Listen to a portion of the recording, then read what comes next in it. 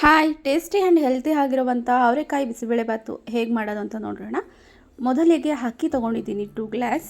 ಅದಾದಮೇಲೆ ವೆಜಿಟೇಬಲ್ಸ್ನೆಲ್ಲ ಸೈಡಲ್ಲಿ ಕಟ್ ಮಾಡಿ ಇಟ್ಕೊಂಡಿದ್ದೆ. ಅವರೆಕಾಯಿ ಕೂಡ ಅದರಲ್ಲೇ ಆ್ಯಡ್ ಮಾಡಬೇಕು. ಅದಾದಮೇಲೆ ಬೇಳೆನ ತೊಳೆದ್ಬಿಟ್ಟು ಅದರಲ್ಲೇ ಹಾಕ್ಕೋಬೇಕು. ಮತ್ತು ಎಷ್ಟು ನೀರು ಬೇಕಾಗುತ್ತೆ ಅಷ್ಟು ವಾಟರ್ನ ಆ್ಯಡ್ ಮಾಡ್ಕೋಬೇಕು. ನಮ್ಮನ್ನ ಚಿಟಿಕೆ ಅಷ್ಟು ಅರಿಶಿಣ ಪುಡಿಯನ್ನು ಹಾಕ್ಕೊಳ್ಳೋಣ. ಅದಾದಮೇಲೆ ಎಷ್ಟು ಸ್ವಲ್ಪ ಸಾಲ್ಟ್ ಬೇಕಂದರೆ ಹಾಕ್ಕೊಳ್ಳಿ. ಇದು 2 ವಿಸಿಲ್ ಕೂಗೋವರೆಗೂ ವೆಯ್ಟ್ ಮಾಡೋಣ. ಸೈಡಲ್ಲಿ ನಾವು ಒಂದು ಪ್ಯಾನ್ ತೊಗೊಂಡು ಆಯಿಲ್ ಹಾಕಿ, ನಾನು ಎಲ್ಲದಕ್ಕೂ ಜೀರಾನೇ ಯೂಸ್ ಮಾಡೋದು, ನಾನು ಸಾಸಿವೆ ಯೂಸ್ ಮಾಡಲ್ಲ, ರೇರಾಗಿ ಯೂಸ್ ಮಾಡ್ತೀನಿ. ಸ್ವಲ್ಪ ಆಯಲ್ಲು ಮತ್ತು ಜೀರಾನ ಆ್ಯಡ್ ಮಾಡಿದ್ದೀನಿ. ಅದಾದಮೇಲೆ ಆನಿಯನ್ ಹಾಕ್ಕೊಳ್ಳೋಣ.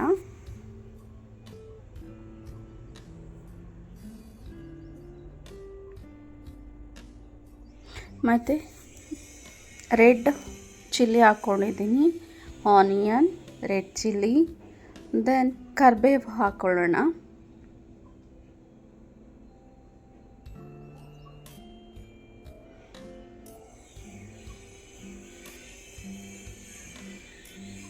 ಅದಾದಮೇಲೆ ರುಚಿಗೆ ತಕ್ಕಷ್ಟು ಉಪ್ಪನ್ನು ಆ್ಯಡ್ ಮಾಡ್ಕೊಂಡಿದ್ದೀನಿ. ಸ್ವಲ್ಪ ಟೊಮೊಟೊ ಕಟ್ ಮಾಡಿದ್ದೆ, ಅದು ಕೂಡ ಆ್ಯಡ್ ಮಾಡಿಕೊಂಡೆ. ಇದಿಷ್ಟನ್ನು ಚೆನ್ನಾಗಿ ಫ್ರೈ ಮಾಡಿಕೊಂಡು ಸ್ವಲ್ಪ ವಾಟರ್ನ ಆ್ಯಡ್ ಮಾಡೋಣ. ಇಲ್ಲ ಅಂದರೆ ಫುಲ್ಲು ರೋಸ್ಟ್ ಆಗಿರುತ್ತೆ. ಇದು ಮನೆಯಲ್ಲೇ ಮಾಡಿರುವಂತಹ ಬಿಸಿಬೇಳೆಬಾತ್ ಪೌಡರ್. ಇದು ಹೇಗೆ ಮಾಡೋದು ಅಂತ ಮುಂದೊಂದು ವಿಡಿಯೋದಲ್ಲಿ ನಾನು ಎಕ್ಸ್ಪ್ಲೇನ್ ಮಾಡ್ತೀನಿ.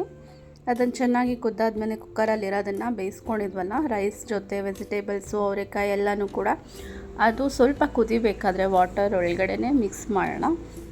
ಮಿಕ್ಸ್ ಮಾಡಿ ಅದು ಚೆನ್ನಾಗಿ ಬೇಯೋವರೆಗೂ ನಾವು 1-2 ಗ್ಲಾಸ್ ಎಕ್ಸ್ಟ್ರಾ ನೀರು ಹಾಕ್ಕೊಂಡು ಮಿಕ್ಸ್ ಮಾಡ್ತಾ ಇರೋಣ.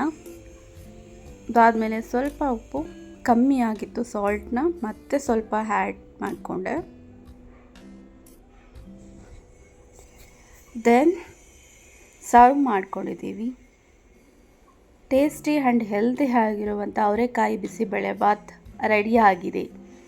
ತಿಂದು ಸ್ವಲ್ಪ ಟೇಸ್ಟ್ ನೋಡೋಣ ಹೇಗಿದೆ ಅಂತ.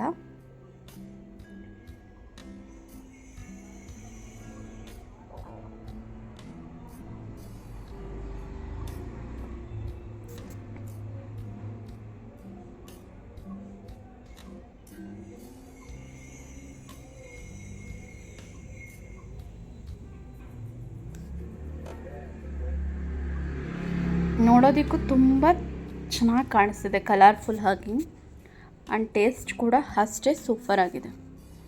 Thank you for watching. Love you all.